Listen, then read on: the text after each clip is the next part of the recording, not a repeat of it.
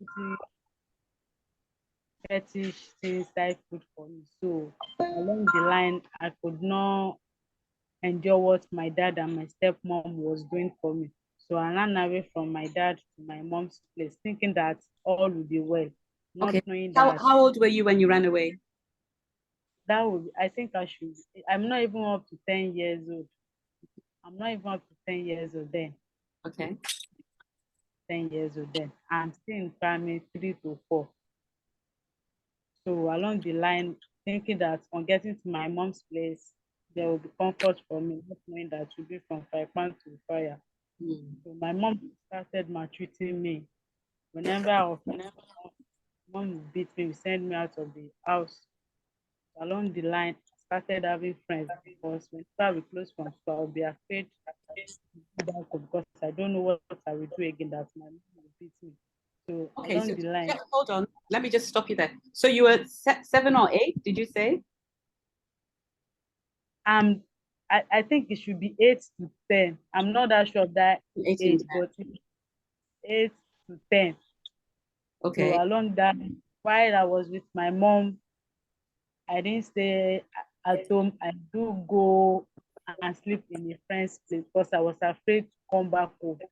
So So so along so the your line, mom, okay, let me stop you. Hold on before you go. So you were about 8 or between 8 and 10 after being maltreated by your dad, by your stepmother. You decided to yes, run away. Where did you get the idea to run away at 10 years old? I remember when my mom, because even before I left my dad, I was told because during that time when I was with my dad, whenever they beat me, then I will just faint. So when I will wake up, I will be shouting my mom that I want to go to my mom. So they now called my mom and explained things to her. So my mom do always check on me whenever I'm in school. She Okay. may come. So she was the one that gave me her address to come to her side. Okay. Unfortunately, her contact. The day Oh, I so ran you had the away from contact. So her. then you ran away. Yes. Okay. So it was from there. They now took me to Ikoyi police station. From Ikoyi police station, They took you to, Adele. who took you to That the police period station? is a Samaritan because I entered a bus from my dad's place, yeah, Ekpaja to Mushin, but I did not knowing that I should have alighted at Mushin bus stop.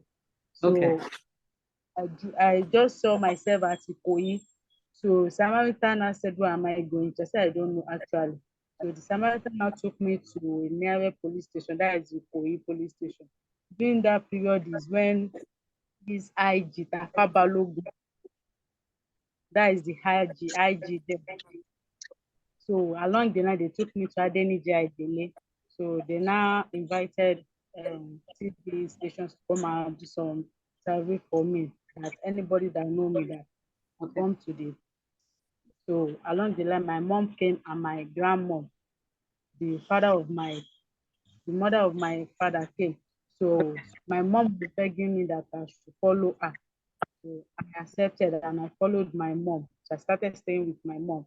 Whereas my mom has married another Man. man, staying with the man. So, but the man did not like me. So he said it's either my mom should go with me or should send me out of the house, or the man was just giving my mom a condition that meaning I can't stay with them. Mm-hmm. So I don't know what happened between my mom and my stepfather then. So we left that place. My mom now started staying alone. She was doing, she was selling Indomie Mushin Ijoro then. So Mm-hmm. then she enrolled me to a primary school at Mushin Ayelabo Primary School. Mm-hmm. There I started, I think, okay, this is my mom. Let me just be free with her. So my mom is the kind of person that she is so harsh. Whenever I offend her, any little thing, she will beat me, maltreat me to the extent that blood will be gushing out of my body. So that now bring I was not kind of afraid of. Take it easy. Take your time. Don't worry. I was not kind of afraid of my mom. So I was not thinking that was the essence of coming to my mom's place. That's does my mom hate me or what? So I was not thinking that I can't go back to my dad's place. So where will I be staying? Whenever I go to school, I will be afraid to come back home. Along the line, I started mingle with friends. The other people, the other students will go home. I will be afraid to go back home. So whenever it is late outside, I will look for a place to sleep. So how old were you then? I think I should be 12 to 13 then. Okay. I will look for a place to sleep in the market at Joe Road there. I will sleep there. And before everybody comes to the market, I will wake up. At 10 years old. Yes, ma. I'll wake up and do some things. I'll just kind of just rush and go back home. Even my going back home, I will not let my mom to know that I went out. Can we all mute, please? Can everybody mute? So And sorry, took I'm sorry. I'm seeing some people say that they can't hear. Can everybody hear her? Yes, we can. Okay. Yes, we can hear her. Thank you. Yes, we can hear her. Please go ahead. Yes, I can hear. Please go ahead. So just let me just recap for you. So you were 10. So you stayed with your mom for 2 years, and she was very abusive during that time. And you were 10. I finished while I was with my mom. So You finished? it was alone. I finished primary school while I was with my mom. Okay. So I finished my primary school 2006. Yes, 2006. So from there, they transferred me to Garba High School. What was that? I got to mingle with more friends again. Then my mom still very harsh. I thought that okay, now that I'm even doing what she wants, maybe it's because and she's not me that she's even the cause of what I'm going through. But I can't tell her I'm mistake. I was afraid that if I tell her she might be angry. So I just keep that to myself. See, I keep having friends, yeah, staying with friends, mingle with them. So whenever I don't want to go home, I will go to a friend's place to go and sleep. Or I should go home. There's one balcony in my house there. Whenever people is not there, I will go there to go and sleep there. So in the morning before everyone wake up, I will leave there. So my mom now tell people that whenever they see me, that they should let her know. So someone now go and inform my mom that I'm so place that they should come and take me. So when my mom and guys, they call them people. So mom. Sorry, could everybody, ABC, please, could you mute?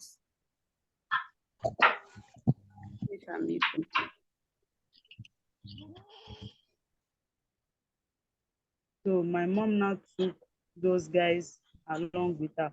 So those guys now took me to their base. They call it base at Mushindia. They beat me, maltreat me. So my mom now left me with those guys. So those guys, they are they are two in numbers. So two of them are with me at night. So The two of them. Yeah, they raped me at night.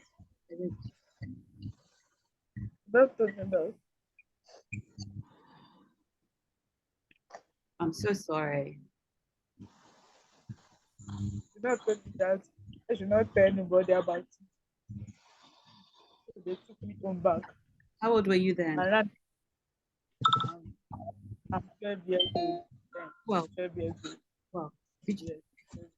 Well, so let me just recap what you said. So what happened is when you were after you started running, you started sleeping rough. You started sleeping in the market and you started sleeping at friends' houses to avoid the abuse your mother was doing to you, correct? And then your mother told people that if they see you, they should tell her. And some of the people that went to tell her beat you, right? So were they like area boys? will call them area boys because OPC, to my understanding, is Okay, they were not OPC. an organizer. It's not an organization that is approved by the government. So I Okay, won't call them. OPC. OPC. Okay. Those guys gave me took me back home again and ran from my mom's place again that same night. So my mom still go there to go and report me to those guys. Same guys again, raped me again and took me home. But I was trying to tell my mom what is going on, that my mom should not take me there again. But my mom did not listen to me. So I think that's why. Sorry. ABC, I'm trying to mute you. Can you mute yourself?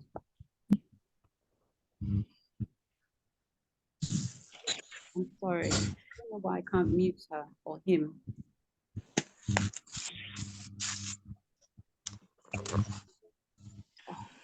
My mom did not listen to me. So he said instead of me going back home, I think it's better for me to just be sleeping on the street. That was how I met the father of my kids. Before you start talking about that, just calm down. I want you to take a breath, take a minute. I'm just going to see if I can mute this person. Okay. If you need to stop at any time, just tell me. You can stop. You're not obligated to carry on. Do you understand? Okay. When you're ready, just let me know. I'm ready, ma. Okay, please carry on. That vegetable, So put it away for me. Give me. You can take that one was, hand. Please, can we mute? Thank you. Go on. that was how I met the father of my kids. So I was happy that I'm free from what I'm going through. So I started staying with the father of my kids. The reason I was staying with him is because I don't have anywhere to be sleeping and I don't have anyone to stay with. So I used the advantage that okay, let me be sleeping here. Yeah. How old were you? So that should be 2015. I left home 2012. So I met the father of my kids 2015. So you were, Yes. how old were you then? Approximately. That should be 15 years old. Okay. That should be 15 years old. So I started staying with her. Then I'm not going to school again. So the father of my kids got me pregnant at the age of 16. So Okay. I went back home to go and tell my mom that this is what happened, that okay, I've made a mistake, that she should accept me back. So my mom said that I should go back, that there's no space for me. So when I went back to the father of my kids, I'll be staying with him and his three siblings. They are brothers. So we are staying in one room, including me. We are four in a one room. So whenever the father of my kids went out, his siblings will be beating me. Even his brother self is aware of it, but he will not do anything. So along the line, while I was pregnant, I gave birth to that my first child prematurely because while the younger brother hit me, I felt where the baby. So the doctor said the only option is for me that I should give birth premature. So after that, I told my mom everything. My mom still, I even said I want to be staying with her, that I've made a mistake, that I should please step with her. So my mom said no, that there's no space, that I should be staying with him. Since he's the one that impregnates me, I should be staying with. I said okay. So I started staying with the father of my kids. So he tried to get an apartment removed from where his brother is staying. So we started staying together. Along the line, whenever I ask him something or whenever I tell him that I want to do this, I want to do that, he will start beating me, the father of my kids. And when it gets to the stage of want to have sex with me, I will say I'm not doing. He will beat me and have his way. The same thing continuing to occur. I can't go back to school. So I started helping people around, washing clothes for them, doing errands for people. So I'm using that to sustain myself since the father of my kids cannot do anything for me. So I gave birth to the second born. The same thing still occur. I called my mom. My mom said that is none of her business. That does not concern her. Since I don't have anywhere to go, I stay with her. I stay with the father of my kids. He's still doing the same thing, beating me, having sex with me. Go. Whenever I tell him that Go I'm and not interested, he force himself. Since I don't have no one to go and I endure. It gets to a state that if there was a day he beat me that I fainted. Mm. So we could not go to work that day because even my first born was telling me that mommy, daddy beat me, I fainted. I said I don't even know what happened. So since then I've been trying to get me to leave the father of my kids, but I'm not financially okay. Mm. So since I don't have anyone to help me, I called my mom. My mom said, "Ah, accept me back. I said, "Okay, let me endure." So along the line, another thing occur again that leads to blood pressure. Because I went to go and do test. I was told that my blood pressure was high. That's what I had at what age. But I can't tell anybody because I was afraid. And some people that I was even telling are making jest of me. I said, is it not better for me to just stay since no one is ready to help me? Mm. So then the work that I've been doing and all the money that I've been saving, the father of my kids will take it, took everything for me and go outside, drink and come back home again, stay busy. But nobody knows that what I'm going through. Mm. Nobody knows what I'm going through, but they are thinking that I'm fine. So whenever I even tell them, see what I'm going through, they will say I'm lying. That your husband that is very gentle. He can't do this, he can't do that. So and I got to one day I was listening to one radio program. So that person was talking about how you can leave your Husband, abusive relationship. partner. How many children did you have by now? By then, you had four. You had four Yeah. children. Okay. And how many years had you stayed with him? My first one is 12 years old. My second born is 10 years old. While my third born is 7 years old. My fourth born, which is the last born, is 5 years old. So 12 years. You were with him for 12 years. Hmm? About 12 years. And I try all my possible best to get out of the abusive relationship, but it's a no for me. So why I listened to that radio, it was that radio that encouraged me talk about procrastination. So that day, after I listened to the radio, I went to a police station to complain about it. They invited him, so he said he will change. That same day, he beat me. That is the cotton police. He beat me, threatening me that he will pour acid on me, and the least that they will do for him is they will send him to jail, and he will come back. But what he will do for me, I will not expect it. I still go back to that police station again, see what this person said. So those people now said that what's driving you? I said you should just live my life. I'm not doing it again. So they said who is paying the house rent? I said I'm the one. So those people, the police people now saying what kind of job am I doing that I'm paying house rent, paying the children. I said I'm doing home cleaning for people. Hmm. And I'm also doing clothes dropshipping. Say that is from the money that I'm using to take care of the house responsibility and the children. Then the police now says since I'm the one that's taking care of the house, that the father of my kids should leave the house for me. So he leave the house for me. but they now gave me one condition that I should allow him to come and be seeing his children, which I said no, that he can't come and see the children because he's not taking care of them. So what's the need of him coming to see the children? So the police people now said they can't accept that I should allow him to come. So whenever he comes to the house again, he will still force himself on me that he want to sleep with me, still beat me. So when I can't continue with it, I go back, I call the number of the program that I listened to that day. Yeah. So that person is his name is Barrister Olumide Omoshebi. He's even Okay. online here.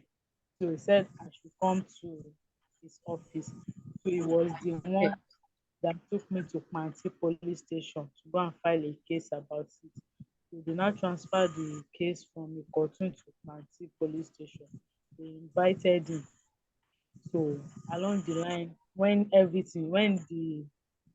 we got to Panti police station, they asked everything they want. So I answered them. So they now still tell him that he should not. I think he do something that even make me to go back there again. That they even arrest him, put him to jail, and the family was there begging. Said all this will happen. I call you guys. You guys said none of your business because when all this I come to family of that father of that's what your brother is doing. They said they don't have anything to do about it. So Along Barrister Olumide intervened for me. So Okay. then So that was how you were able to leave. yes, ma'am. That's how you were able to leave. I know that with Barrister Olumide, you would have been able to leave. So that's interesting. So, okay, just a few questions. So this was over a 12-year period. Yes, Roundabout. Tell me if my Oyibo, somebody say my Oyibo is too much. So if my Oyibo is too much, let me know. Do you understand what I'm saying? Can you hear me?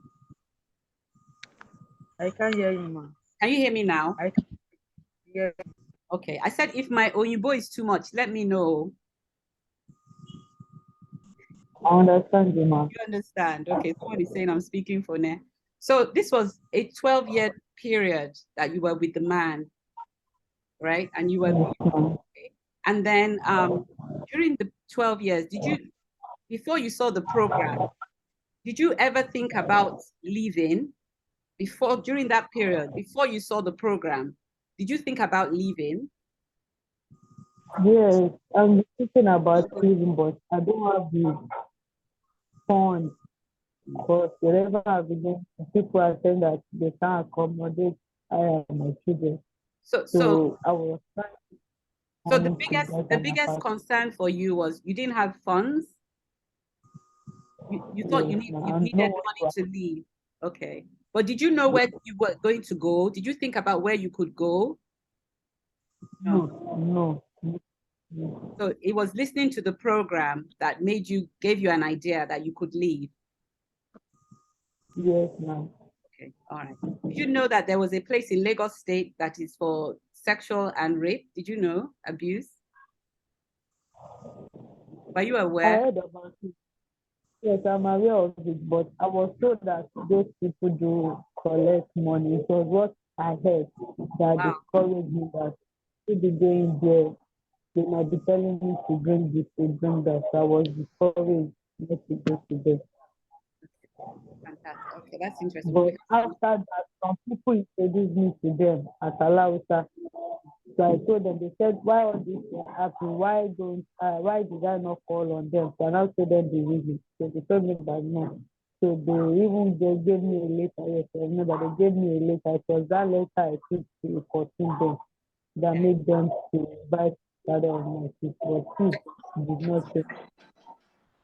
So I just want to ask you very quickly because of time. So now that it's not muted, now that you've left, you have your children with you, and how is life now today? How is life in comparison to what it was like before? Although life has been good to me, and I have that difference that I'm not in bondage anymore because then I think I was in bondage. Okay, great. I'm quite grateful. Great. Okay.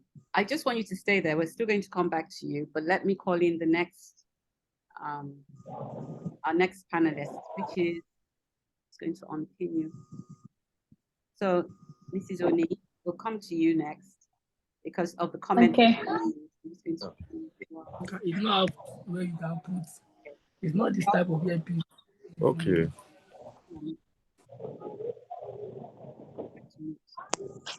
Okay, so good morning and welcome. So thank you for agreeing once again to be a panelist today. You heard the story, very, very gory story of rape and sexual abuse. So I guess my first question to you is, if this case appeared in your department, how would you have dealt with it? Thank you. Well, let me start. I'll answer the question, but let me quickly start by saying a very big thank you to you for bringing this together, because I believe that so many survivors are out there and they don't know where.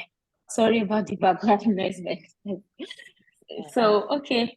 So I know that there's a lot of survivors out there that want to, go somewhere, but they don't have the courage. And so this is actually a very good initiative. I actually give a round of applause for that. Yes. So if this kind of case had landed on our table, and I think it actually landed on our table at some point in our story. Yeah. So first thing we just for you. Sorry, I'll mute the person. Once again, please, guests, can we try and mute ourselves? Thank you. Can we mute? Okay. Okay.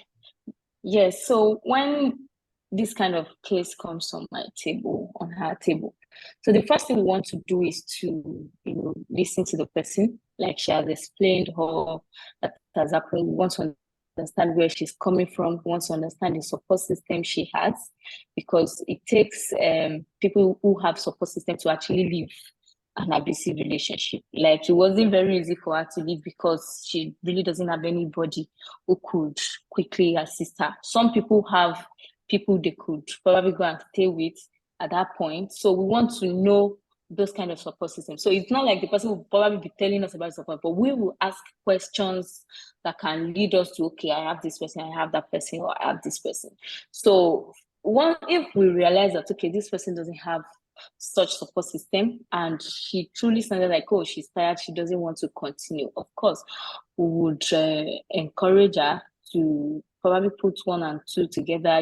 Funds basically is important at this point. You need to get some funds to get a place to be on your own, and we will see what we can do about that.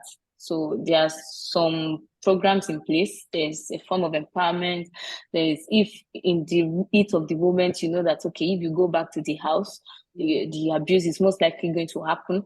Sometimes we'll ask the person, do you want us to call the person and probably get both of you together to talk? And maybe in the presence of the person, you're saying that you are not interested again. And from if the person agrees to that, then we can put a call through to the other party. I will get both parties in our office and we'll discuss. I will let the other party know that what they are doing is actually abusive, because actually a lot of people don't know that the actions they are taking are actually abusive in nature, maybe because of the cultural perspective, the way they were raised, the fact that they saw their own parents engaging in domestic violence. So they actually probably believe that that is how things should be. We all heard, can you hear me? Because like something is freezing. I can hear Hello, you. can you hear me? Clearly. I hope everybody can hear. Okay. So in her story, she was saying something. She said something about her husband siblings, also perpetrating the abuse, right? It's the way people were probably wired, the fact that they grew up to probably see something like that, and so they never think that what they were doing is an abuse. So when we get the alleged perpetrator to come to our office, in that sense, we'll first put it to the person that No video. we'll first put it to the person that is actually an abuse. before put it to person that has an abuse, and the person can actually go to jail if the person is not careful. So depending on, the party, the survivor now, and the way the person is responding. Maybe the person is, okay, I didn't know, okay, going forward, I won't do that again, or I'm going to provide this, provide that, and all that. Okay, we can probably just keep, a lot of time, most of the survivors don't even want the abusers to be, to be sent to jail, in that sense, to be charged to court. So we have a lot of scenarios where we go all out, want to arrest this man, and it's the survivor that is begging at that point.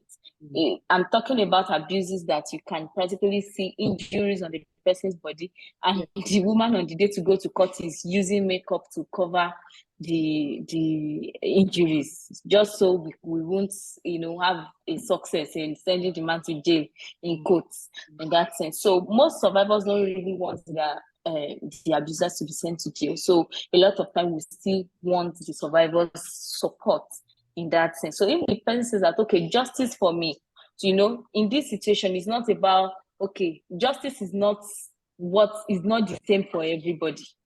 We all have our different definitions of what justice is for us. To some people, justice is let him just stay away from me. Let me just be on my own. To some people, let's look for somebody to get Cain, the Roman Empire Cain, and flog him, let him also experience the same abuse I've also experienced, or let her also experience the same abuse, something like that.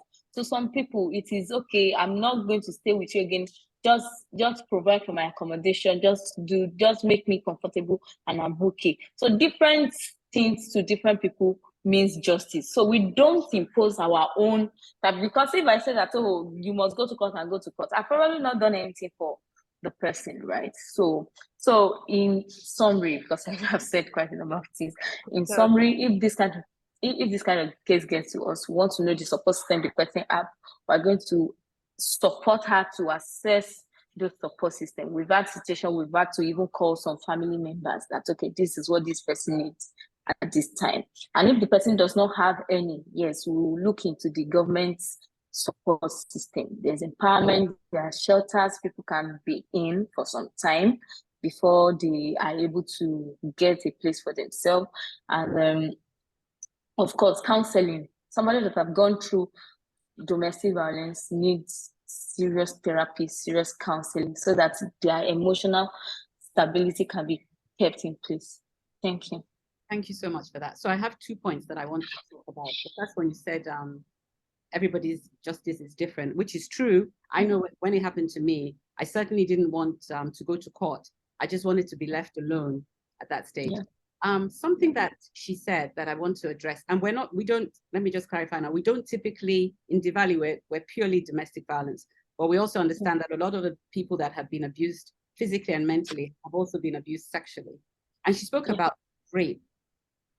Would you, because that with the rape, I was just shaking, I was so angry. And I'm thinking, that's something that she can still take out. I mean, we didn't ask her, and we can go back to ask her, but is that something that she could still, if she knew where they were, is it something that she could sue them, take them to court? Could there be justice for the rape? I mean, twice. Yes, actually, yes. It depends on her anyways, because of course that justice is not really fast, and it has some, going to court, coming back and all that, which can actually be cumbersome and tiring at some point. But the fact that it happens years ago does not mean that she can't actually bring it up.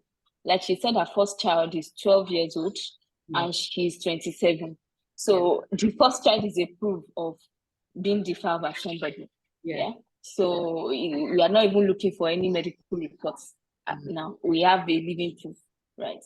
But is she willing to, go through what it takes? Yes. Okay. So the other thing I was going to say, you spoke about, and I'm happy that you spoke about aftercare. You spoke about if the case is extreme, that you try and find safe houses for them. But how, to be honest, how realistic is that? Because I can't imagine the sort of cases and the numbers that you see in Lagos State. I can only imagine. How easy is it to get a victim? Because I've had victims before that I haven't known where to put them, and they've come to Lagos State, and to be honest, they haven't had much help. They've been promised, maybe they've been given a date where they're going to be rehoused, and on the date, no, there's no vacancy. So how have you managed to balance that? You know, if we had an emergency today, how would that work? Is it sure, if somebody's life was in danger, if we called the agency, would they really get a bed or accommodation today? Yeah, well, so we have some, the agency has some non-governmental organizations,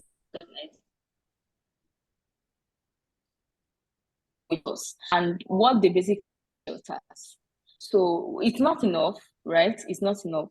So that's why going to the shelter is always the last option, right? So a lot of people have somebody somewhere they can stay with, they can still be with. A lot of people. So it's not depending, because of, you said the number of cases we receive. Presently in Lagos State, we don't receive anything less than 300 cases a month. So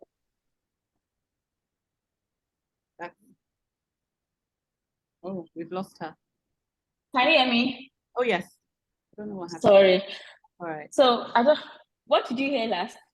That you receive 300 cases a month. At least, yes. So on the average, so it's not all of them that needs to be placed in a shelter. It's not. The percentage of people that really need shelter, that don't have anywhere. A lot of people come from other states. Their parents are in other states, but they just, oh, it's Lagos. Oh, yes. Before we consider putting you in a shelter in Lagos, we want to be sure that your parents in the other state, because your parents are staying in a place, you can actually stay with your parents or with somebody, maybe a sister or a brother or an uncle. It is when we can assess those ones. That's why we now say that, okay, no problem, you can come to shelter. So yes, the shelters, at least we have at least 4 shelters presently that we partner with. It's not government owned, it's private owned. So, and they all have different conditions, different policies for running their shelters. So depending on where, and of course the area where the person is coming from, because sometimes they have children in school. They have children in. Can you? Is it possible to mute them? Yes, I've muted. Okay. Yes, sometimes they have children in school. Sometimes they have their business they want to continue to run. So those are also factors to consider when placing people in shelter. So of course, there are shelters are available. Yeah, with the year just opened, so shelters are available. Okay, so next time I have somebody, I know where to direct them. Yes. Then she spoke about the police, and I know that, and correct me if I'm wrong, I know that there are some police stations that have domestic violence units. Am I correct? Training, because a lot of people, when they even call, a lot of people, even when they speak to me and I say, oh, Lagos, first of all, she made the comment about she had heard that Lagos State charge. That's something that we also hear. And also when you tell people to go to the police station and make a report, they don't want to go because the police is certainly not your friend. But I do know that there are some police stations that have trained. Would you like to tell us more about those police stations? Yes, actually the police station she went to is one of the police stations that it sounded like that they were yes. She mentioned the Koto police station. So we have some police stations that there is a portion, a unit out of it. So it's not the old station, right? So it's a unit that we call them family support units that have been trained. So we always have at least 2 trainings every year with them, teaching them about best practices, ethics, to be survival oriented and all. Like I said earlier, this issue of domestic violence is an issue that has been with us for a very long time. So, people have different minds. A lot of people believe the family issue, just believe, oh, you are just breaking homes and all that and all of that. But it is somebody like us in the field that really understand the depths, because it's actually a potential murder case, a case of domestic violence. Hello, can you hear me? Yes, I can hear you. I can hear you. We can hear you. Oh God. We can hear Hello. Yes, we can hear you. Can we hear her? I can hear you. Okay, maybe I'm the only one that can hear you. Okay, We can hear her. I Sorry, can is hear her it too. is it Okay, my I internet? can hear Sorry. her clearly. I love I Clearly. Okay. So I was saying that so this Can hear. family support the family support units they've been trained. So it's just a section. So we have a lot of all these stations that there is even family support unit. There's always human rights, there's a JWC. So a lot of times when we refer survivors to some of these stations, they don't get to that unit itself.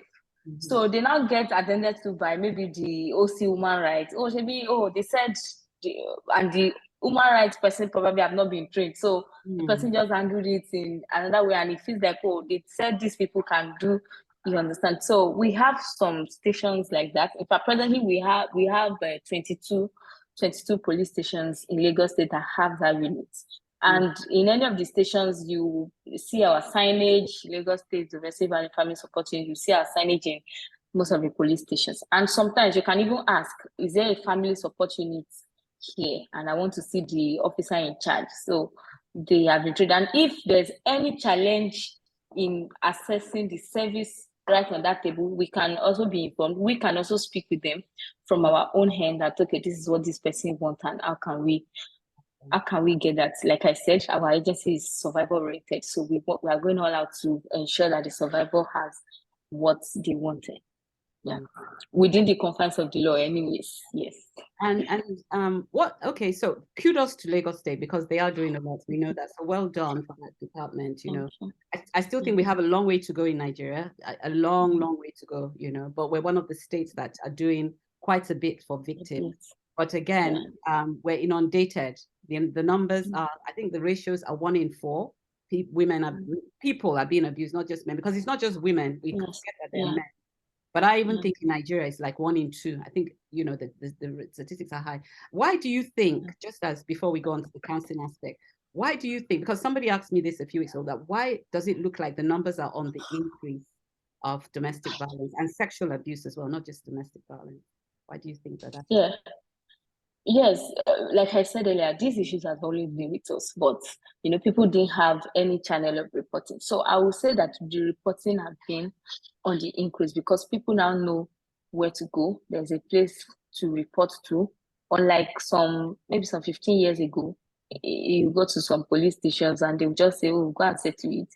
Or for sexual abuse, they say, okay, why are you two wearing this? Some stations still even say that, even till now. So but now I think people are beginning to have faith in the system to some extent, and at least they will report.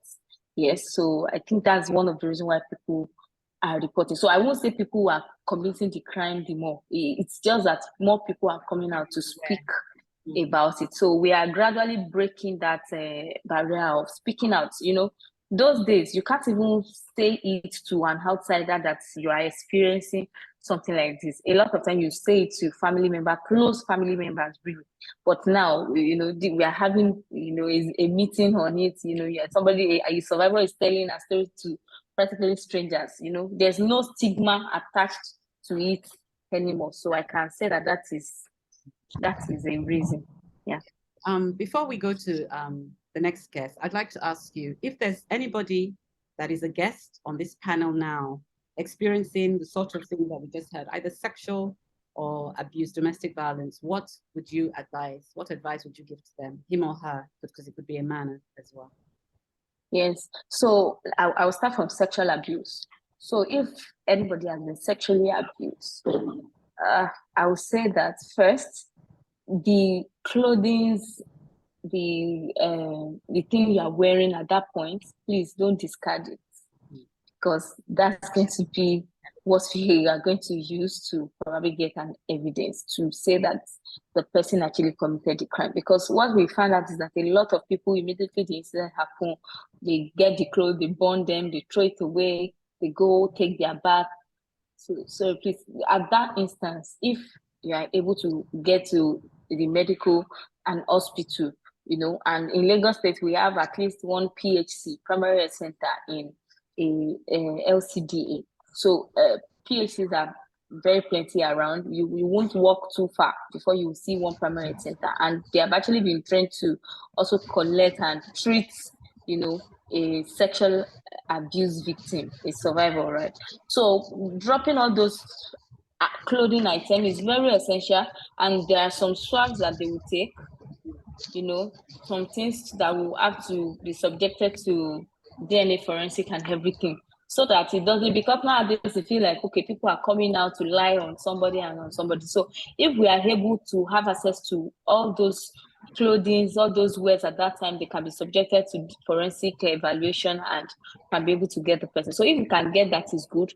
And then of course treatment is very essential at that point, because there's a golden hour period, 72 hours, that the person needs to take some injections, some drugs to stop maybe HIV, hepatitis and everything. So people should quickly, so after that one, we now go to the police. So the person can, of course, report to us, can call out. We have our toll-free line 08000 333 333 that people can call.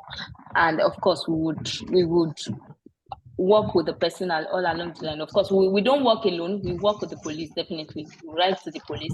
In a lot of the instances nowadays, we even accompany our survivors, some of our survivors, to the police station, so that we are sure they are getting what they want exactly. So for domestic violence. Good afternoon. Thank you.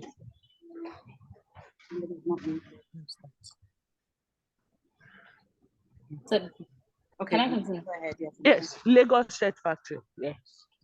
Somebody. So, thank you.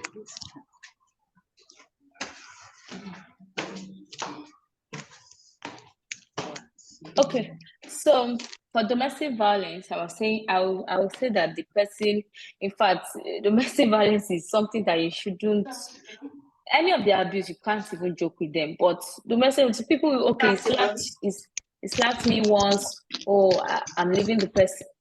Let me translate this. Good afternoon. Mrs. Shemoa, you're not muted, or I think it's Mrs. Shemoa.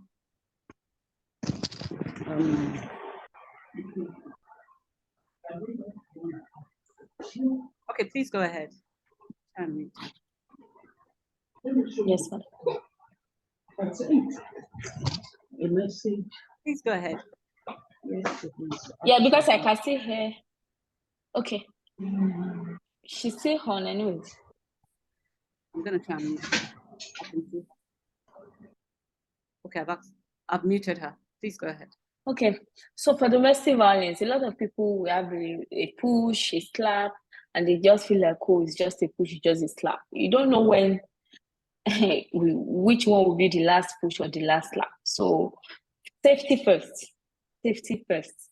So of course, our lines are out there. You can call us, you can come to our office, can report. So when the person comes, we encourage, because that's one thing that guys what we do, save the person's safety first. We don't want to have a situation where, the person gets to us and we are not able to maybe salvage the situation, the person goes back. Of course, it's still the person's choice, but that's one of the reasons why we refer the person for counseling first, so that the person can see, okay, the reason to leave at that point. Because if you're saying, oh, it's just a push, it's just a slap and everything, and you're not taking any action, God forbid, we will now be saying, oh, had I known at the point when the person is now dead. So I would just encourage anybody that is experiencing any sort of violence to reach out.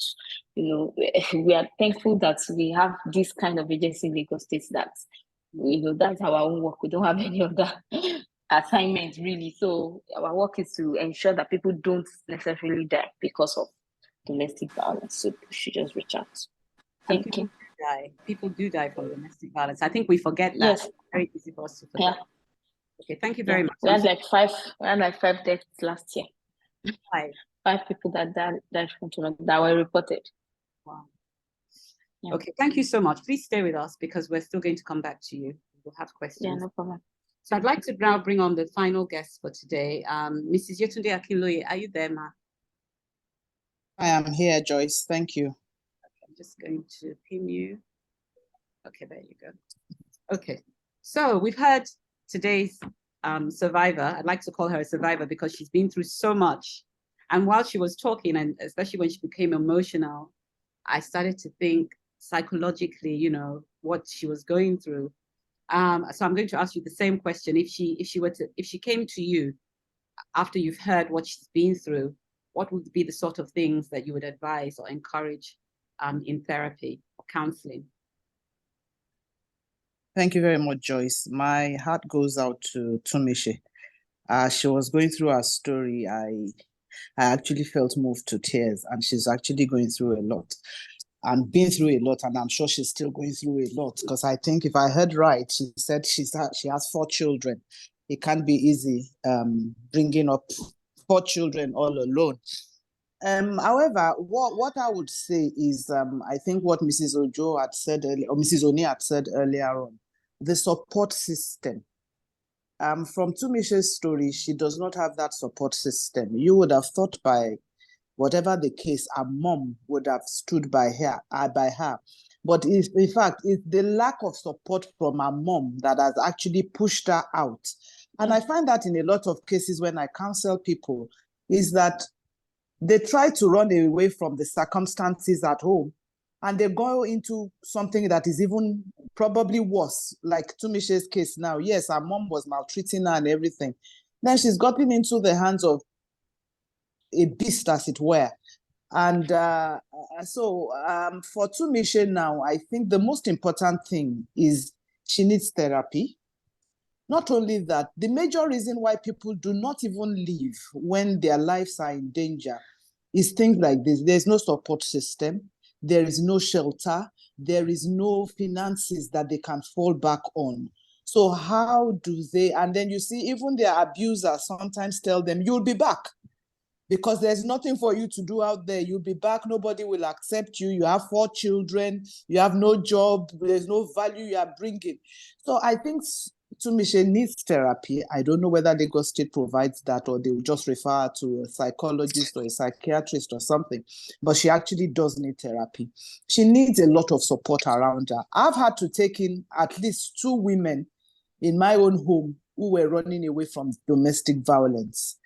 And I know it can't be easy.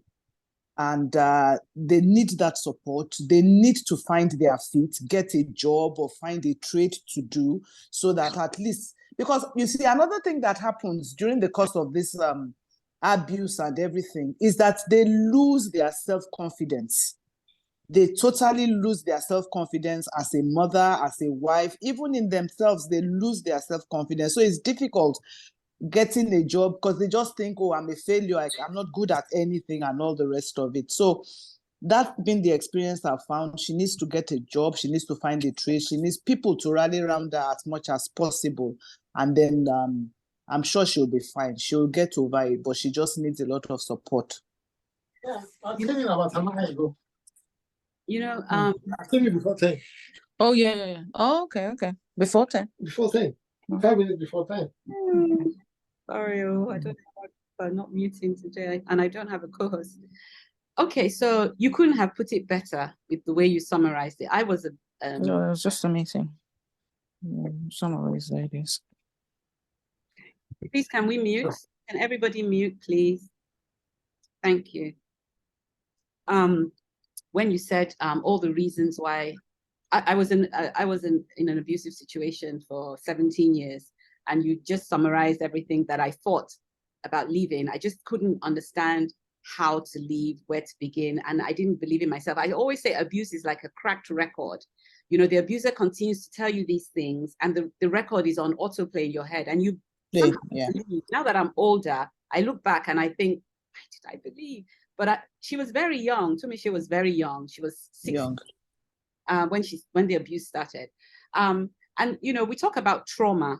What is trauma? And you know, can someone really heal from trauma? Because I know that sometimes, even when I've done a session like this, it triggers what happened. So I want you to discuss a bit more, because some people say to me, why do you do this? You know, why are you still talking about it? At least it happened, you know, you've moved on, you've gotten your life. I want you to just talk around that, please. You know, we all deal with situations differently. What works for you might not work for Tumishe. You understand? And it is only human that when these similar things are spoken about or discussed anywhere you are, there is the tendency for you to actually, it's like you're living through it all again. You're living through those same things all again and all the rest. So that's why you can't discountenance the importance of having these counseling sessions or a psychoanalyst, or I don't know what they call them, to actually go through. Ours happened very, very young. And there are some things that never leave you. They never leave you. So for me personally, I'm not a psychologist or a psychiatrist. I actually think I would not want the person to actually forget where they are coming from. Because if you forget, you might fall into error again.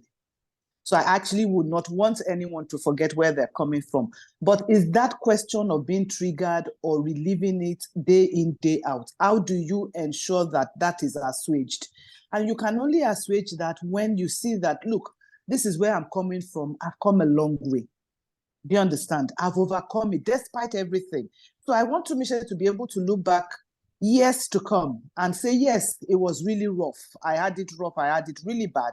But because I had the support of people like Joyce, because I was able to move on, she looks at her life, she looks at the lives of her children. They are much, much far removed from where she started from. Then she begins to, it becomes a distant past, but she will never forget. Absolutely. I think we need to distinguish that you can never forget what you've been through. I hear things like, oh, you can block it mentally or something. It's not possible. It's really not possible because it's something you actually lived through. Sometimes you live with it with regret, thinking, oh, maybe if I had not done it. But it's happened, it's happened. The way to go is what's the way forward? How do I become better? How do I overcome this? So that years to come, this same abuser looks at me and says, I made a mistake with this lady. I should have stayed and things like that. I think that's what I would say on that one, Joyce. And as you can see my t-shirt, the slogan for us is talking helps, because talking helps, yeah. When I was going through my own abuse, I didn't talk about it. A lot of people, even close to me, didn't know because of the shame. And people just didn't understand. So if he's abusing you, why didn't you go? But like you said, it's deeper than that. So I get why Tumishe struggled to leave. But, we also, well, in Nigeria, how common is counseling now? I know with social media, with a lot of awareness, people are a bit more open to counseling now. But like in the Western world, we know everybody goes to counseling, especially in somewhere like LA. You hear people say, "Oh, I have a counselor." So like it's a cool thing. How popular or how common is it in Nigeria for people to come for counseling sessions when they have issues? It's not very common, and there are a lot of factors for it. No one wants to be seen as a failure, and that boils down to the society. The society, culturally, and our society, they look at it, oh, Joyce has left her marriage, oh, she's a failure. That's immediately what everybody puts in. But it's beginning to change. The perception is beginning to change gradually. So a lot of people won't want to talk to you about it because they think, oh, how can I open up and say I'm a failure? And the truth is that there are loads of people, tens of thousands of people going through the same thing. So you see, the person who actually is bold enough to talk about it is actually helping others. That's the way I've seen it. It's actually helping others, because if I see that Joy has spoken about it, why can't I speak about my own? Mine is even worse. Do you understand? Because we all sit down in our little corners and thinking, oh, I'm really having a very bad deal. There are some cases that are actually worse than what you think you have.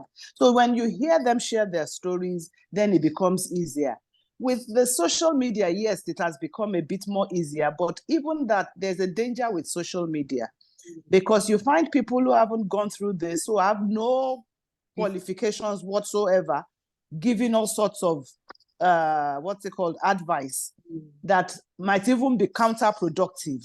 So I would advise anyone going through anything, see a professional counselor.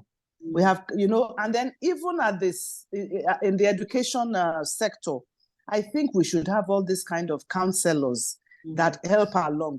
I got into counseling through church. We counsel those who were doing premarital counseling and all the rest of it. And then gradually I just took an interest and we start talking about it. But it was usually, and you see, another thing I found, which Mrs. Oni also mentioned, is that we tend to trivialize a lot of things. Most people, and I'm not saying for everyone, most people who are abused, or especially when it is a physical abuse, they actually had an inkling that the person they were dealing with had that tendencies. A lady I spoke to said her case was that she left a bad relationship, and within weeks she was already in another relationship. And the gentleman had this habit of shutting her up. She couldn't speak wherever it was. On occasions when she spoke, he slapped her.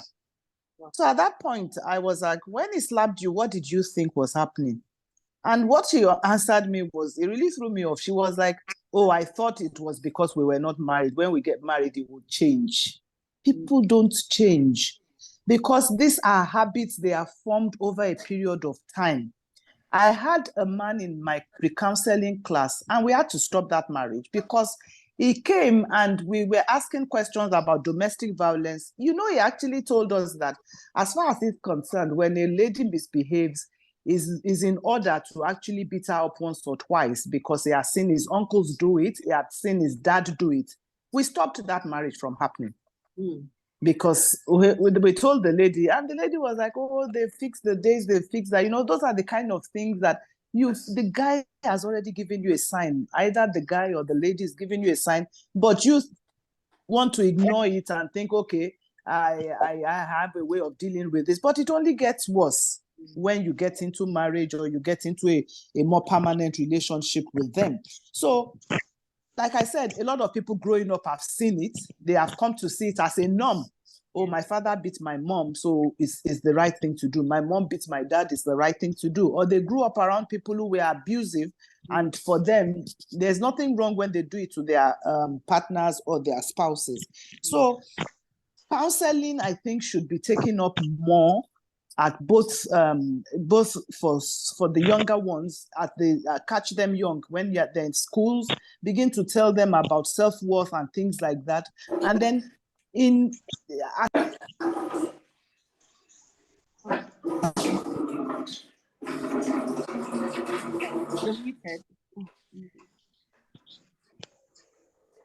I think also that we also, for the counseling profession, there should be more awareness about it, because people think if I have to see a counselor, you know, I've had people say, does that mean I'm mad? No, it does not mean you're mad, but at least go and speak to them, know that you are not alone, know that you have all this support system to help you. So I think also if there's awareness about that I can get counseling from this place or this. Oh, interesting. Okay. And one more thing before we move on, there are two people I'd like to invite to comment before we take the questions. I just want to talk about confidentiality in Nigeria. You know, I've heard a lot of people say that, you know, there's no real confidentiality in Nigeria like there is in the Western world, where you know that when you go and speak to a counselor, it is going to be confidential. How would you comment about that? Like I told you earlier, I'm not a professional counselor, but maybe because of my background as a lawyer, I understand confidentiality, but not everybody does that. So when you say you are referring someone to a counselor, make sure you are referring them to people who are professionally trained, not just anybody who calls themselves counselor. Because with all due respect to churches, you know, you have all sorts of people who call themselves counselor, and all they do is take your story and they share it all over the place. That's not counseling. A counselor understands the importance of confidentiality and keeps your details confidential, doesn't share it with anyone except with your permission in cases where it is necessary. Thank you so much. And we're going to come back to you with some questions. So thank you once Thank again. you, Joyce. So the next thing I want to do, Mudupe, did you have, your hand is raised. Did you have a comment? Yes, I did. Thank you, Miss Joyce. Sorry, I just wanted to add to what Sis Yetunde has said. Hello, Sis. And to respond to the person that asked you why since you've come out of it, you know. And sorry to be spiritual, but you know, the Bible says that we go through some experiences so that we're able to use them to comfort others. If someone sees you today and they see that, I mean, if someone sees you today and didn't know you before, they would never believe that you survived what you did. And maybe the reason you did is so that you can encourage someone going through it. I signed in late, so I didn't listen to the first speaker. But if she sees you today, she can look at you and say, oh, I can be like this in the future. You know, and that's why you're doing it. And really, you and I became close because we shared some experiences that I thought I was the only one going through it. And then you told me what you were going through. And we saw, oh, you know, this is happening to other people. So nobody is ever really alone in what they're going through. And, you know, you just need to speak out. It's until you speak out that you realize that other people are going through what you're going through. And in terms of seeking counseling, honestly, until you actually do, you may think that you need to be crazy to do so. But when I started to seek counseling, sometimes you just need to talk to somebody who doesn't know you, who doesn't know your history, who doesn't know your family, who can give you an unbiased unbiased counsel, not based on anything they know, but just after you've presented the situation like that. I was at a time in my life when I needed counseling, and it was in this very Nigeria I received it, and it was so super beneficial to me. So until you actually try it, you may not know how beneficial counseling can be. Just wanted to add that. Thank you, Maduka. And you've made a very important point. You said not being alone. And I know a lot of people who have experienced abuse tend to think I'm the only one going through this. And there are so many people going through it as well. So at this stage, I would like to invite Jojo, who is, sorry, let me just get her details right. Jojo is a UK-based trauma therapist. She's listening in. I just want your comments on what we've spoken about today. Are you there? Hi, Joyce. Hi. Okay, you're Sorry, taking I'm me not putting you on the spot. more or less, but it's okay. I didn't come in at the beginning, so you will bear with me if I've missed one or two things. I would like to, however, pick on I believe she was called Sis Yetunde. I hope I'm correct. Who was speaking about the importance of going to a professional. And I just want to take a leaf from what she said. Many a times, many people, especially back home in Nigeria, call themselves counselors. But in reality, what they are advisors. And there is a difference. A counselor is not there to advise you. A counselor comes in, if I may use an analogy I use with my clients. I say, think about a building. And when you look at a building, if you want to put up a skyscraper on an existing one-floor building, the first thing you'll be told to do is go down to the foundation of that building. And you have to check if the foundation can take a skyscraper. Well, a counselor is with you on a journey to help you understand how you got there. Because when you understand how you got there, you become more equipped to be able to keep yourself out of there. The reason why people stay in the space they find themselves in is because they are not aware that they have the wherewithal to be able to come out of it. All they see is the despair and the issues that have put them there. So they don't have a bird's eye view of the fact that, yes, this might have put me there, but I can change this situation. I can make a difference. The young lady who told her story, can't remember her name now, so forgive me. I came in the middle of her story. Eventually got to a point where she reached out for help. That help has always been there. So yes, mother wasn't there to help, but there were other opportunities for help that she did not realize until she had the radio program. Well, it's the same thing. So a counselor sort of helps you to realize that, you know what, where you are at is in the end. You know, there is always a way out. Whereas an advisor wants to tell you what to do. Now, the reason why advising never works is if I can't see why I need to do what you said, I'm never going to do it. I have to believe in it. I have to want it for myself to actually do it. So a counselor never actually advises you. They empower you. They get you to see how you got there. And once you can understand, it's 1 + 1. Once I understand how I got there and what got me there, it becomes easy for me to walk myself out of it.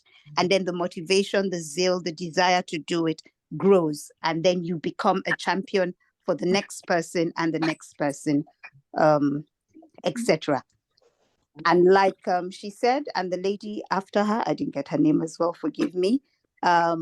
Indeed, as a counselor, you then realize it is a privilege for someone else to entrust you with the story of their life. And the last thing you want to do is use it as a story for other people. As the Bible would say, he who has no sin cast the first stone. Counseling isn't about what a lot of people make the mistake and think it's only when I have a mental health issue. I mean, in theory, if you have a headache, you would go to the doctor. Well, anxiety is a kind of headache. It's just for the brain. You know, it's more mental. Depression is a kind of headache for the brain. Stress is a kind of headache for the brain. So wouldn't it make sense that if I would have a headache, I will go to the doctor to help me know why I have a headache? Well, if I'm stressed, if I'm anxious, if I'm depressed, if it's difficult for me day to day to make ends meet, wouldn't it also make sense for me to seek someone who can help me make sense of why I am going through this? So the same way we would not want our body to be ill is the same way we should consider our mental well-being. You know, I hope that makes some sense. And what a lot of us don't realize, by the way, is that many of our physical ailments actually come from our mental well-being. It is the mind that drives the body, not the body, the mind. So where the mind is not healthy, and being unhealthy doesn't necessarily mean you are Can we mute? mad. Back here in this stupid old haunted house with you guys. You guys calm down. You ain't worse than my baby brother. So you're calling us babies? Yeah, snot-nosed little diaper-wearing babies. Okay, that's it. I'm done. Party's over. See you, bitch, Nick. No way. You give me a boost. Guys, you really want to leave? Can I just tell you with specific features to meet her? Okay. This is a chance to show everyone what we're made of. If you look out that window now, we can totally get this again. Okay. Please go ahead. Yeah. So being mentally unhealthy doesn't mean that you have I'll use the word very lightly, a mental illness. You know, we think mental illness means arrow. It means the person is mad, the person is a schizo, the person has multiple personality, etc., etc. We think of all the really big and negative things. But as a practitioner, anxiety for me is an illness. You're not meant to go around daily being in that state of anxiety. So it's important for us to understand many of our bodily ailments actually come from our mental well-being. Even the Bible tells you, you know, hope deferred makes the heart sick. Yes. And that immediately manifests itself in your body. You have stomach aches you can't explain. If you go and see a dentist and you say to him, you know, my jaw hurts, the first thing he's going to tell you is that you're stressed. You have anxiety. Go talk to your doctor. Go meet your counselor and figure it out. Something is stressing you. And people find that strange. Or you say, you know, I keep having this pain all around my back and my neck. Well, that's stress right there. Anxiety, possibly mild case of depression. There's something bugging you that you're not aware of, you know, and the mind is trying to tell you. That's actually your unconscious mind speaking to you the only way it knows how to, through giving you physical manifestations in the body for you to be able to deal with it. Joyce, I need to stop because No, this that's is my fine. topic. I can keep That's going fine. and No, going. and I'm going to be in contact with you directly soon. So thank you so much for sharing those thoughts with us. Thank you. You're I welcome. like where you said the mind triggers the body. So true. Okay. I see a hand. Lola, I know you have a question. I'm going to take your question now, and then if Barrister Olumide is here, I want you to have a comment as well, and then we'll take questions. So Lola, please go ahead with your question or comment. Hello, good afternoon. Thank you for the last speaker. I do agree very much where the mind does affect the body, but I may have missed this. Please excuse me if it has been discussed, but it's more of a comment really, in that when the agency in Lagos State dealing with domestic abuse, I understand that there are different areas of abuse. There's emotional abuse, there's financial abuse.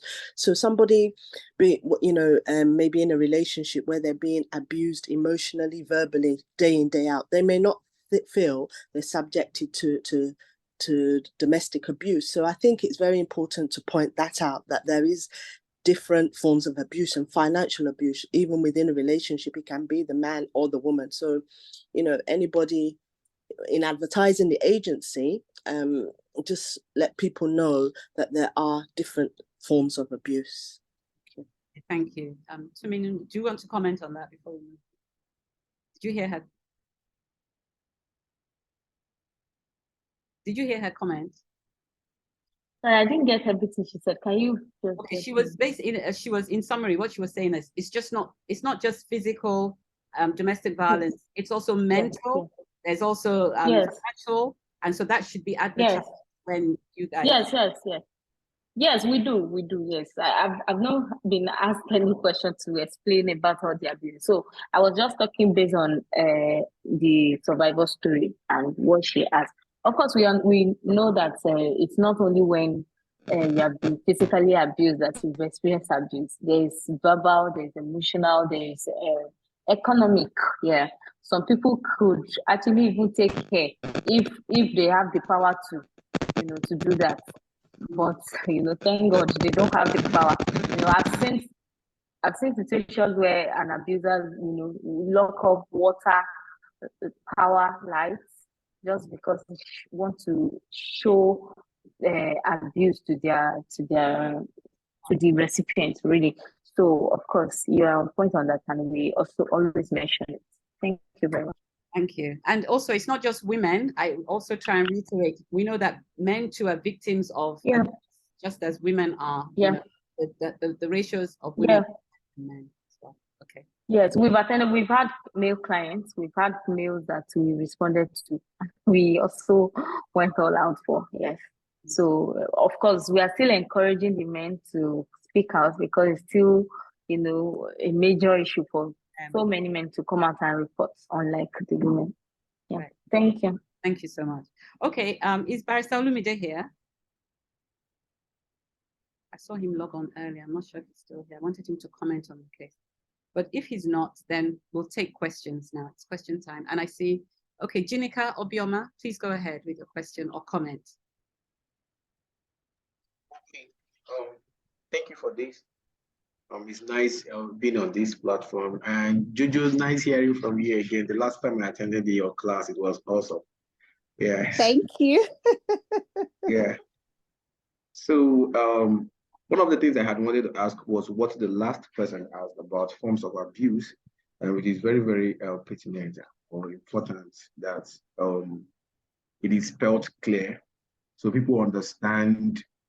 Sometimes people can be passing through abuse and not know that they are abused, but when it is clearly spelled out, those diverse forms of abuse, so people can understand it. And then again, if there are different types of abuse, are there different approaches to it? That's one. Then the second is, what is the thought party plays in abuse? I'll give you an instance. I once had a neighbor who was, who I would say is, I think, still abusive to the wife. Mm-hmm. And then one of the days, it was in the big compound, and I stepped down to intervene, and I got slapped. I think that landed us in pleas and court, and I was at some point begged to, settle out of court. But I want to know the place of the third party in cases of abuse, more especially when it comes to domestic or marital abuse, whatever. What is the third person place in abuse? And then again, the last one is, I don't know if it is proper. There's this video that is going viral. I don't know if anybody has seen that, and I saw that and I felt so bad. It was an underage girl that was badly beaten. I think somewhere in the north, I was told she ran away from the forceful marriage to pick her books to go back to school, and she was beaten mercilessly with men on gun and arms. Thank you. Okay, I guess that's to me. Did you hear the question? Yes. So the video was talking about, yes, we got the video, but we found out that it didn't happen in Nigeria. It happened in Kenya. And I think the Kenya Department of Gender is already on it, based on what I saw. Yes. So about he asked about if there is different approach to different types of violence. Well, just to be careful, I would say there is different approach, but from the perspective of a man, saying that, okay, because what we have realized in this couple of years that men have now been coming out to report is that a lot of time, most of the men would have actually perpetrated the abuse first. Then they will now be the ones to come and report. Then maybe because the person now responds, probably the woman responds or the other party responds, then I don't know if you get that part. So the abuse starts from them first, they go. A lot of times it happens to the woman like that too, that she's the one that started the abuse, and she comes and then we reverse. And so that's the reason why for domestic violence, really, we would always hear from the other party first before we take any action. We will call the person. So if you, as the person experiencing the abuse, had come to say that, my life is at risk, my life is at stake, we will help you consider your safety first. So if truly your life is at risk, your life is not, you don't even guarantee if you'll be able to stay here till tomorrow. Okay, we can look for a place for you to stay till tomorrow. But we'll still call the other party and say, okay, so this is what we've heard about from this also person, or maybe from a mandated reporter who would like to hear from you. So the person comes and probably tell us about the offer, because there are always plenty sides, not even two sides now. There's always plenty sides to any story. So we don't want to, jump right there. A lot of times we have realized that even some people that come to make the report, they are also not, they are the perpetrator in that sense. So the first step in investigation is hearing from the other party. So when we hear from the other person, we know how to, tackle the issue. So a lot of times you just feel like, okay, domestic violence is the same, we all experience the same thing. Yes, but at the same time, no, we don't all experience it. So the fact that we are responding to your own case like this does not mean that that's the way we respond to the other person's case. You understand? So it depends on what the situation is. But for a quick example, so because the person that asked the question is a man, we've had a man that reported a case. And of course, yes, I would say that the laws are really not 100% in favor of men. I would say it. So for a man to come out, you will really need to prove to some level that, yes, you've actually experienced violence from this woman. I'm talking from the perspective of a man to a woman. So this man came, reported. We, of course, will invite the woman, listen to her. So, but when the man said this woman physically assaults me, somehow people couldn't believe what he was saying, but somehow I believe what he was saying, because when I spoke with the woman said it's reaping the fruit of his labor. I'm like, okay, so if this man dies from all, because the man came with like a textbook of the text message of messages she sends of how his life cannot be good, how he came from a dysfunctional home. Like that book is as big as this. These are WhatsApp messages, text messages that he printed and that are for years.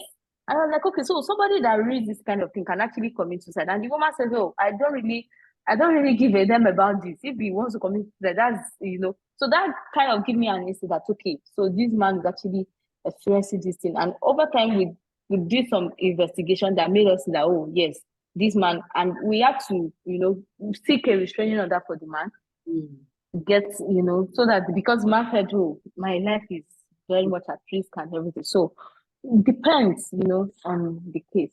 I don't know if I answered the question. He also said something about third parties. I don't know. Joyce, can I come in here? Yes, please do. Okay. It's a bit awkward and difficult for a man to come out to say that they're actually experiencing physical or physical abuse, as it were.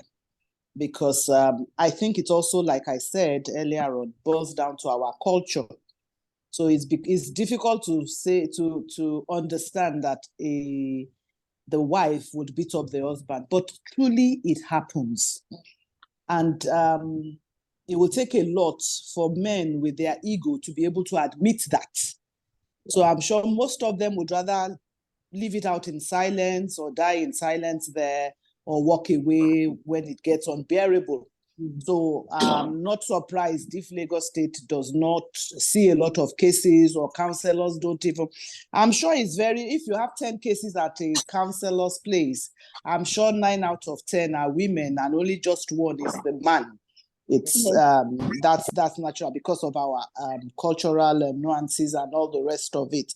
However, another issue is a lot of people probably don't even know they are going through mental abuse. Because with physical, the evidence is there to see. But with mental abuse, it is very, very well hidden. A lady I'm counseling right now has gone through a lot of mental abuse, and you find the in-laws telling her, but it doesn't beat you. And it's not about beating, it's not about the physical abuse. It's the fact that the things he says to me, the way he treats me, is affecting me mentally.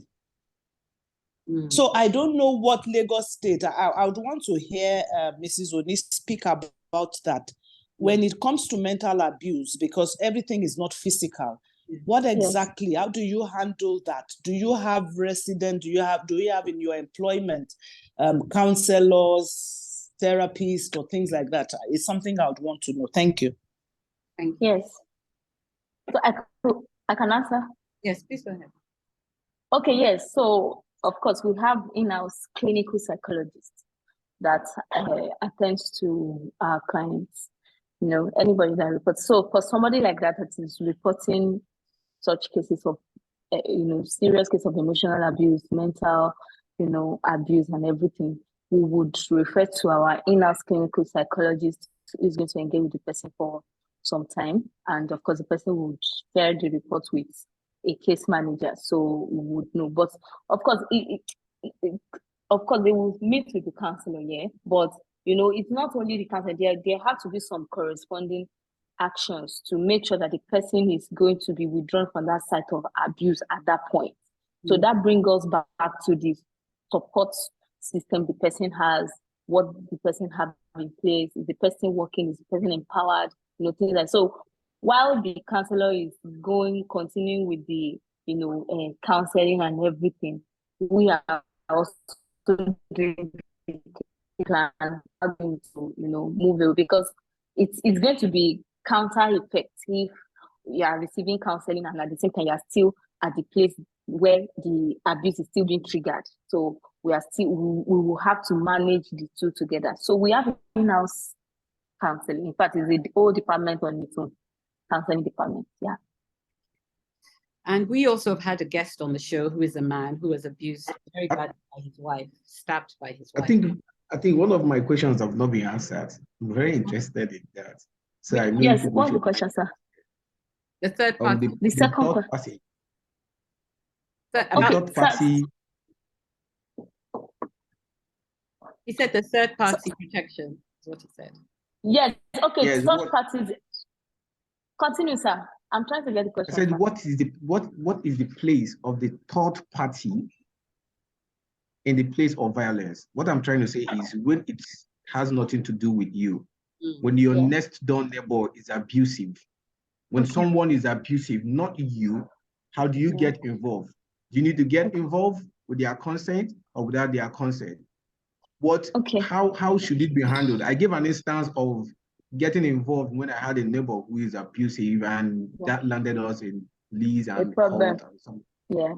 All right. So thank you, sir. Sorry, I didn't get the question initially, but yes. all right. So we advocate that when you see something, especially in Lagos State, when you see something, you say something and you do something. Yes, but I would like to put a bit of caution here, because we know that Nigeria is an interesting country. Yes, so even the person you are trying to fight for, or you are trying to save, it's when the whole thing gets better, the person starts seeing you as the enemy. So we would normally advise that you make the report anonymously. You make the report to our office. We receive a lot of cases from mandated reporters. Really, okay, my neighbor is experiencing abuse. Could you guys please quickly come? So we've had these stress calls that we'll have to probably dispatch the rapid response squad or the police to quickly come to the house to probably rescue anybody. So you can make the call. So you can make the call in your apartment without the person even knowing. And at the same time, the person will not know that you are still the person that made the report.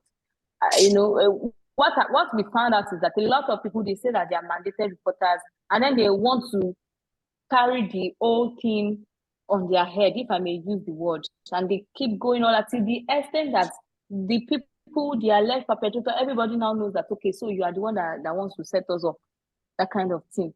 So I would advise that your neighbor is experiencing violence, please speak up, but you can call on behalf of the person in your closet when the person is not there. The person does not even need to know. So if a mandated reporter calls us and says that, okay, I'm reporting this anonymously, the person so we will call the client and say that, oh, we received a report from a mandated reporter that you have been experiencing violence. How do we assist? How do we help?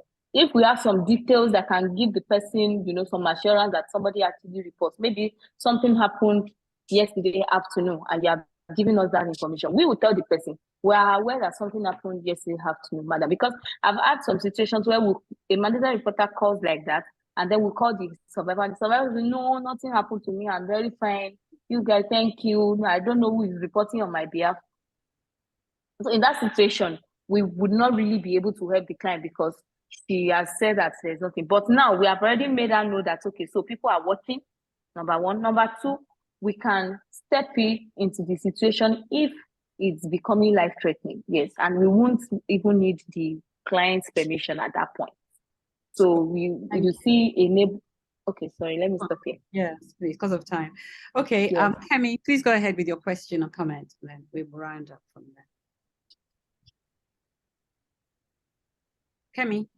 Oh, is that me? Yeah. Sorry. Oh, I think it's thank you, Joyce. Thank you. It's a lovely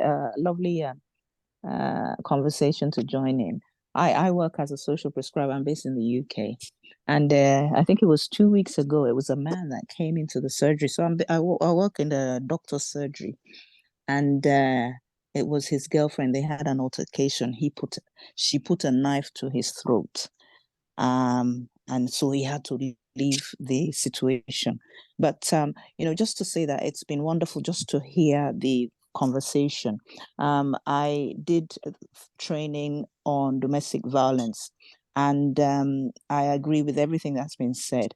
But also I wanted to just also highlight again that the abuse you don't see, which is the non-physical one, how, I don't know whether people have heard of gaslighting. So people are made to feel that they're always in the wrong. That's a form of abuse. I have a wheel. I'll probably share it with you, but it's all about the control wheel. And to go over it, it talks about physical violence, sexual violence, using children, economical abuse, coercion, threats, all sorts of things that can happen in a relationship. So I really, just want to concur and agree. And also with, I think it was Jojo that was talking about the power of getting counseling. This man that came to the surgery was really left traumatized. And so the process is, how do you build up that person again? And counseling, talking therapies, so that people get that restoration. I think you've already mentioned self-esteem goes, and a lot of people lose their self in a relationship that is abusive. There was one thing also that I wanted to mention, and it was I think Tuminunu mentioned about people who are abused who refuse to have help. And there's something that somebody has called the tyranny of the familiar. When people are used to a certain situation, sometimes they don't find it easy to leave. We've already mentioned because of financial, they would lose financially and all sorts of things. But also when people are used to something, it's so difficult to think of an alternative. And so that is why it's important to get that person on board. How do you get them on board? By helping them to see a different perspective from what they're currently seeing. So I think that's my contribution. I think I've said more than enough. But wonderful, yeah. Those comments as well. And you're right, there is abuse that cannot be seen, which is just as bad as abuse that can be seen. So thank you for that, Kevin. Does anybody else have any more questions so that we can round up? As usual. There's just one thing I'd like to say. I mean, two things, but I'll make it quick. So the first one is to Tumishe. I've gone through what you've been through, but by the time I was 29, I walked out. I had fantastic support, but the trauma lingers for a long time. But I'm 46 now, and guess what, Tumishe? I'm in a good state. I didn't even have children when I left this person. I remarried, I have children now, and I'm doing very well, to the glory of God. But the other thing I was going to mention, this is a very dicey thing, very controversial, but how are we able to work with churches? I'm not in Nigeria anymore, I'm in England, and it's not the end of the world if you divorce in England. But in Nigeria, churches are not helping matters. I'm a Christian, I'm not saying that we're going to rewrite the scripture, but how do we help churches accept people who have had to take that walk? Because at some point it becomes a very lonely walk. It's a decision you have made and you have to stand by it. And churches are not helping. I remember I was in Achi, was it last year? I cried as if I had met that woman, but that's the position of, that's the position I found out the church has had to take, that, God hates divorce. They make you feel like an outcast. They make you feel like a failure. It can be horrible. So how do we get to that point that we begin to work with churches? So that's just my two-piece. Thank you. Thank you for your point. You want to? Yes, Joyce. Yes. Sorry. I also wanted to ask a question. I don't know whether Tumishe is still online. I wanted to know what exactly is being done for Tumishe now. How far has she come? We've had her story, but what exactly is happening in her life right now? Yes, I was going to. It's something I would be interested. Yeah, I was going to round up with that, but let's let Tumishe comment first, and then. Okay.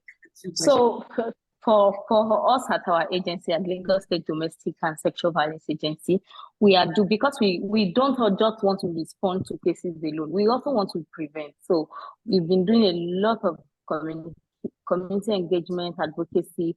I think a couple of weeks ago we had an engagement with the churches, religious bodies, faith-based organizations in Lagos State. So the message is quite simple. We all need to work together to make sure that this comes to an end in the state. So we need a lot of retraining, mind shifting. What people have been used to, the fact that domestic violence is not a normal thing, and of course, God that hates divorce also does not want violence in a home in that sense. So those are the training. So we are engaged. We are doing a lot of engagement along that line with faith-based organizations, definitely. Today we are having PTA conference presently ongoing somewhere around here. So it's just to the end that everybody should just, we need to have all the supports that we can get for survivors of domestic violence. Thank you so much, Tuminu, for that. So we'll take the questions I'm from... sorry, Joyce. So sorry. Can I add to the Christian question? This is Jojo. I actually happen to be a qualified Christian counselor, and I use the word very deliberately, qualified. A few churches are beginning to understand that counseling is a vocation, it's a profession, which means you learn. And there is the Association of Christian Counselors worldwide, where we are actually taught how to apply godly principles around things like divorce, marriage, etc. I'm not 100% sure about some churches back home right now, but a lot of the big churches, so I'd use Redeem as an example, is beginning to understand the importance of having qualified Christian counselors. And the reason why I say that is that initially, many counselors in church, especially marriage counselors, were just deaconesses, ministers that don't actually have any training in that arena. But by virtue of the fact that they are leaders in the church, they take on that role. And that is where you find the issue that the lady was referring to. But more and more, it's beginning to be understood that we need people trained in that arena. Yes, God abhors divorce. I am a divorcee. But at the same time, he loves us first and then abhors what we do. But then how do you get there? And these are the things that, as a Christian counselor, you then help the person to understand their mistake. And that way the next generation doesn't make the same mistake. So I come back to what I think it was Sis Yetunde said. It is important to work with a professional, even in the churches, and much as churches are learning that. Thank you. Thank you so much for that comment. And it's true that I know our church has done several programs also inviting Lagos State on domestic violence. So, okay, so we'll take the comments from Tomi and Deborah, and then we'll finalize with Tumishe having the last comment. So Tomi and then Deborah, please. Okay, good afternoon, everyone. Okay, I raised my hand at the point where we talked about the church, and I'm happy to hear the comments. I know she mentioned Redeem. I guess it's the Redeemed Christian Church of God.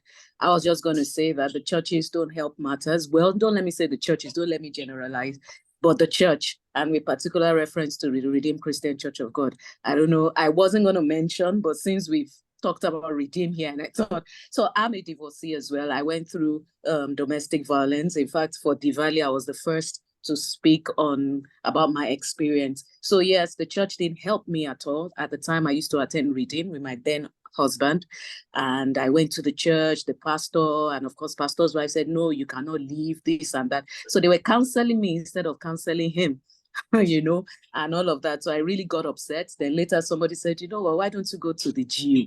And I thought, yes, I'm in Redeem. Let me go and talk to the GU. Why not? Guess what? I drove all the way to camp by myself early one morning because my friend said, I'll meet you up there. Told me, leave Lagos before 7. I even had flat tire. I got to Redeem camp. They told me Gio just finished. I can't see him. I should talk to like 5 men. I got into the room with the 5 men. Immediately, I told them that I'm being abused. I'm thinking of leaving. I don't know if they can pray with me or counsel me or talk to me. I'm confused. I was in tears. With my tears, they were not moved. Maybe because they were men. I came back to Lagos in more pain because they told me, no. In Redeem, there's nothing like divorce. That I can't go out. But that they are busy now. They just finished with camp with Gio, and they're going for another meeting. So I can come again another time. I was in shock. So I came back to Lagos to my woes. And I just woke up one day. I said to myself, you know what? take the bull by the horn. I started reading books. People gave me books, Kenneth Hagin. There was one particular one, very good, separation, divorce, and something I can't remember. But call a long story short, I just prayed for myself. And because of course, I was talking to other pastors, like 3 other pastors. I won't mention their names. And like you said, the Bible doesn't like divorce, but God does not hate the divorcee. And there's nowhere in the Bible that said that because I'm divorced, I won't see the kingdom of God. So I said, take the bull by the horn. No, it's not until you die here. And it was during that period that I heard about the death of the girl in Skybank, So I just, I was motivated and I left. So I just wanted to say the church should do better. I don't know if it's better now. This was over a decade ago. I'm talking about Redeem or, but the church, so that was it really. So, I mean, we should help each other better in churches, and counsel more. It's good that we have professional counselors now in Redeem or any other church, but the church should help because that's where you feel you can seek solace or succor or whatever word. That's just my comment. Thank you, Miss Joyce. Well done. Dr. Tomi, Minister Tomi, thank you. And truly, I was asked in the church if I didn't pray enough, fast enough. So I feel you on that. Okay, so Deborah, you have the last question. Please go ahead and please make it quick. Okay, thank you very much, ma'am. Good afternoon to everyone.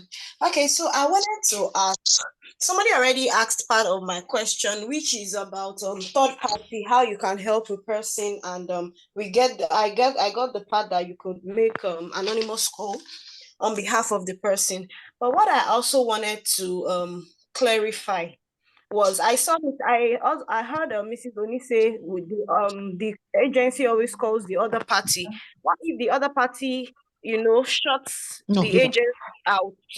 Maybe to say, I'm not interested in talking about this, or who gave you my number, and just ends the call and is not forthcoming.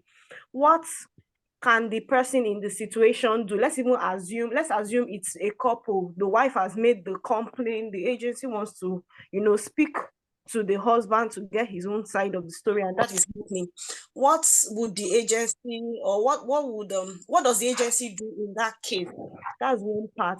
Then the other part, I just wanted to confirm. I know Mrs. Oni touched a bit on it, but I just wanted to be clear that let's say the husband, in a case where the husband is forthcoming, and then you see that truly the wife is being abused, and maybe the man is not interested in maybe reconciliation or any mediation effort, does the agency assist in getting a restraining order, or how does it go from there?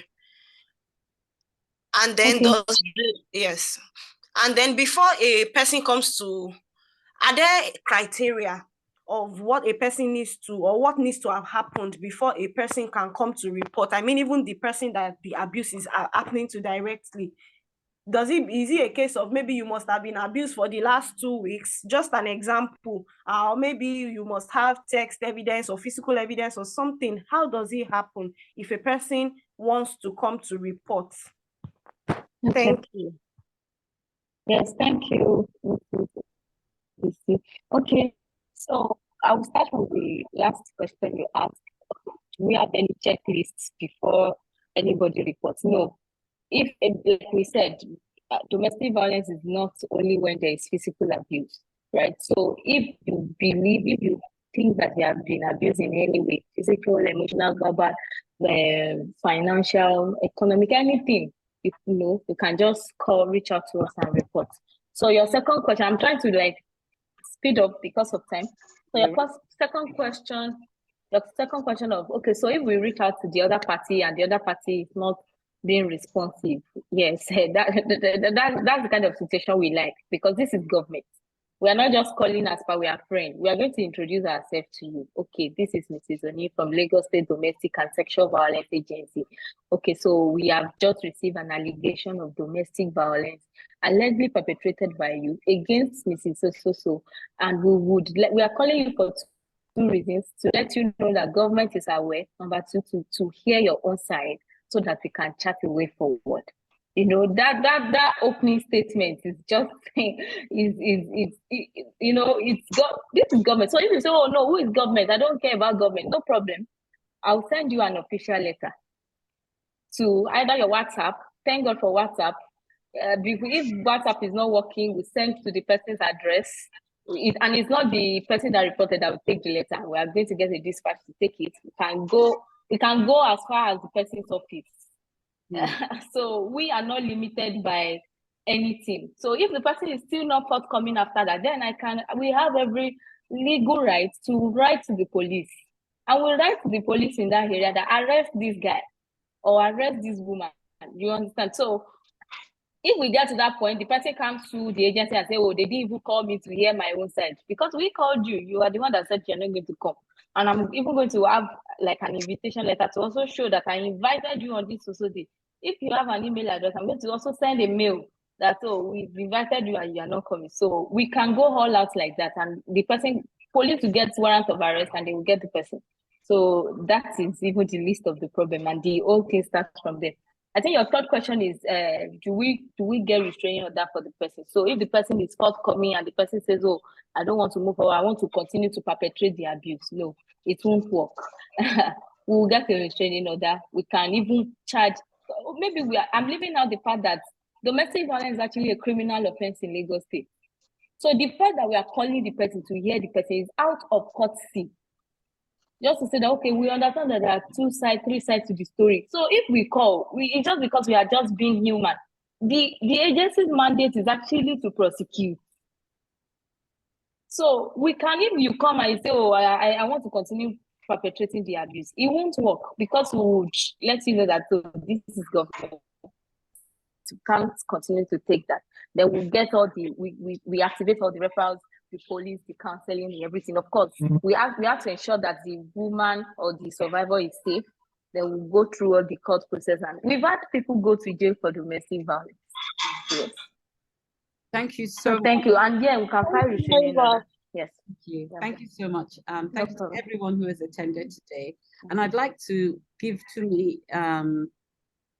Tumishe, I'd like to give you the last words. People want to know, did you go through counseling, and how is your life today now? Are you, did you think about, have you ever thought about going for therapy or counseling? And what is your life like today? Are you happier? How are the kids? Just in about 2 minutes so that we can round up.